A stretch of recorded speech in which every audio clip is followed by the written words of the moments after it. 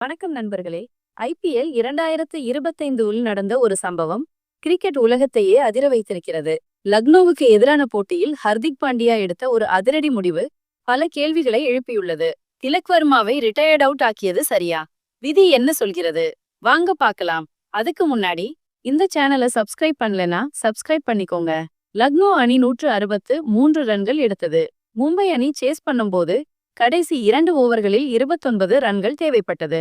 சர்துல் தாக்கூர் அருமையாக பந்து வீச ஆட்டம் மும்பைக்கு கஷ்டமாக மாறியது. இம்பாக்ட் வீரராக வந்த திலக் வர்மா பந்தை அடிக்க ரொம்ப முயற்சித்தார். ஆனால் எதுவுமே சரியாக போகவில்லை. 19வது ஓவரின் 5வது பந்தில் ஹர்திக் பாண்டியா திலக் வர்மாவை ரிட்டையர்ட் அவுட் ஆக்கி போகச் சொன்னார். திலக் வர்மா அவுட் ஆகாமலே பெவிலியன் திரும்பினார். இதுதான் இப்போது பெரிய விவாதமாக மாறியுள்ளது. இம்பாக்ட் வீரரை இப்படி அனுப்பினது முதல் முறை என்று ரசிகர்கள் அதிர்ச்சியில் இருக்கிறார்கள். இங்கே நாம் 2 விதிகளை தெரிந்து கொள்ள வேண்டும்.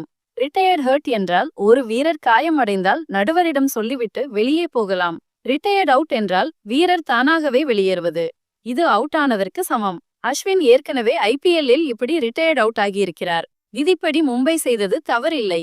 ஆனால் திலக் வர்மா ஒரு திறமையான இளம் வீரர். இங்கிலாந்துக்கு எதிராக சென்னையில் நடந்த போட்டியில் அவர் தனி ஆளாக நின்று அணியை வெற்றி பெற வைத்தார். அப்படிப்பட்ட வீரரை நீ சரியாக விளையாடவில்லை, வெளியே போ என்று சொன்னது அவரது தன்னம்பிக்கையை பாதிக்கும் என்று ரசிகர்கள் சொல்கிறார்கள். திலக் வர்மாவுக்கு பதில் வந்த மிட்சல் சாண்டனரும் பெரிய அளவில் சோபிக்கவில்லை.